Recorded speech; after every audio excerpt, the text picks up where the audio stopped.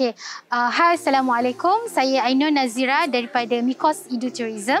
Hari ini kita akan berbual bicara secara santai bersama dengan salah seorang pihak Taminsari. Okey, mari jom.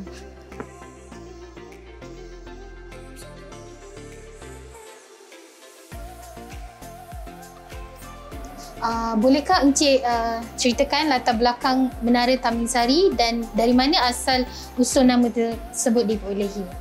Kalau terlebih dahulu saya ucapkan selamat datang kepada semua ke Menara Taminsari. Untuk info, Menara Taminsari ini ditubuhkan pada tahun 2008. Kita mula beroperasi pada bulan Mac 2008 dan sehingga kini dah 13 tahun kita beroperasi.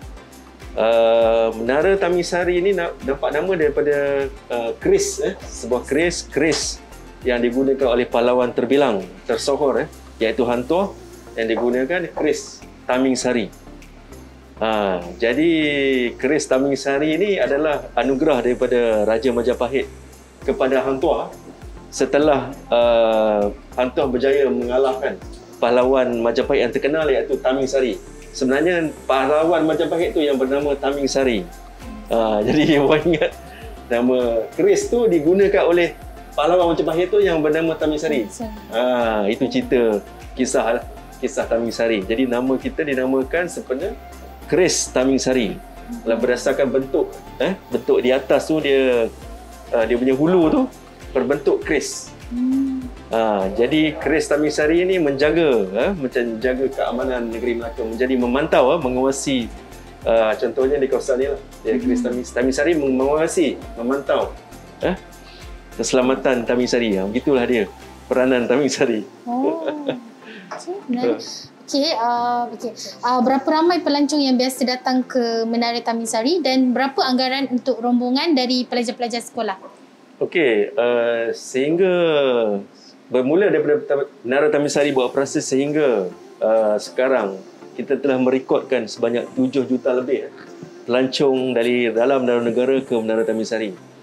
Dari segi pecahan untuk pelajar-pelajar ni pada tahun 2019 sebab tahun 2020 tu kita dah PKP 2019 kita telah merekodkan pada tahun 2019 lebih kurang dalam 30% daripada jumlah pengunjung yang ke Taminsari adalah daripada golongan pelajar.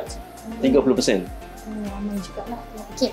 Bagaimana cara atau kaedah pihak Taminsari untuk menarik pelancong untuk menaiki Menara Taminsari ini?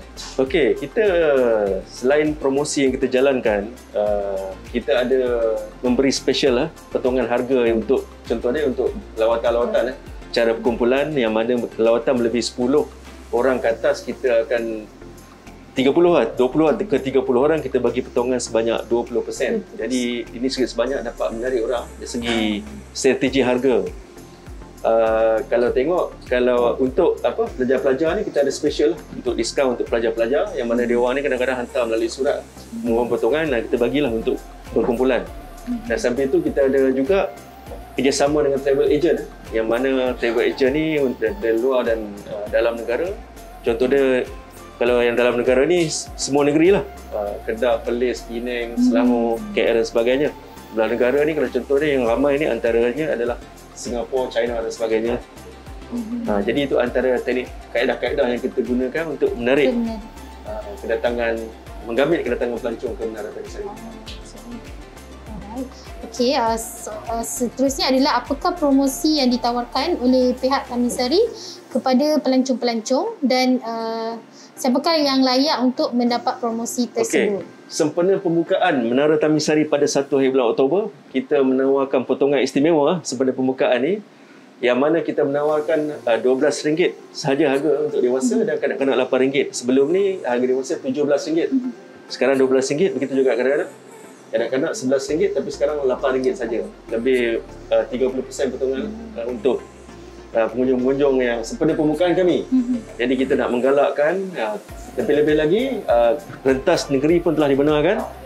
Jadi dengan tawaran harga ni jadi kita percayalah ia berupaya menarik pengunjung-pengunjung ke sini. Di samping tu kita juga ada cabutan bertuah yang menawarkan sebuah TV 65 inci dan juga 2 buah mountain bike.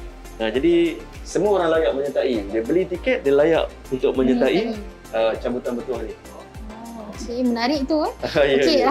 bagaimanakah Menara Taman Sari ni beroperasi pada ketika ni lah, sebab kita baru tahu yang kerajaan baru je membenarkan.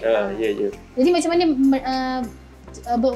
menara ni akan beroperasi lah? Contohnya macam ikut standard. Okey. Sebelum dan selepas COVID ni ada perbezaan. Kita maknanya kita sekarang mementingkan keselamatan pengunjung adalah keutamaan kami. Yang mana SOP yang telah diberi garis panduan oleh pihak KKM, kita akan implement lah. Contohnya masuk Menara Taman Sari mesti memakai penutup muka, ada penjarakan sosial, 2 dos vaksin, lengkap 2 dos vaksin dan juga 14 hari tempoh matang. Jadi ini antara langkah-langkah yang kita tidak akan ketepikan. Maknanya siapa yang customer yang tidak memenuhi kriteria tersebut, kita tidak akan benarkanlah masukannya. Itulah. Okey, baiklah. Soalan terakhir, sempena pembukaan sekolah dan IPT, adakah pihak Taman Sari menyediakan voucher istimewa kepada pelajar-pelajar sekolah dan IPT untuk naiki menara inilah? Saya dipahamkan bahawa pendaftaran untuk IPT ini akan bermula tak lama lagi. Betul. Jadi kita menggunakan platform ni lah. Kita hendak supaya pelajar-pelajar yang bukan sahaja daripada Melaka, maknanya dari luar Melaka untuk datang ke Taman Sari. Jadi pihak Taman Sari telah menghubungi pihak MIKOS lah untuk menghantar voucher potongan harga ni untuk pelajar.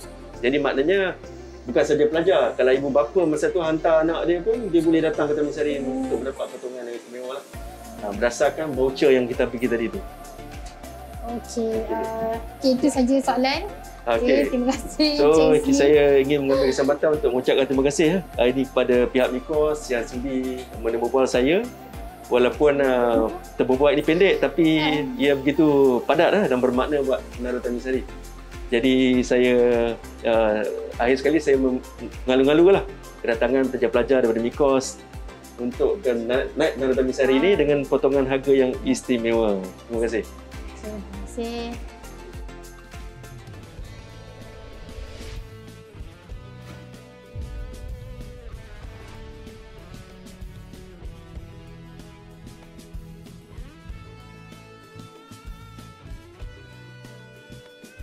Kami mengalu-alukan kedatangan anda ke Menara Taman Sari. Jom naik Menara Taman Sari dan nikmati keindahan sekitar Bandaraya Melaka pada ketinggian 80 meter.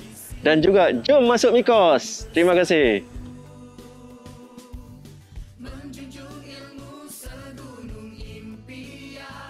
Menggapai cita-cita yang luhur.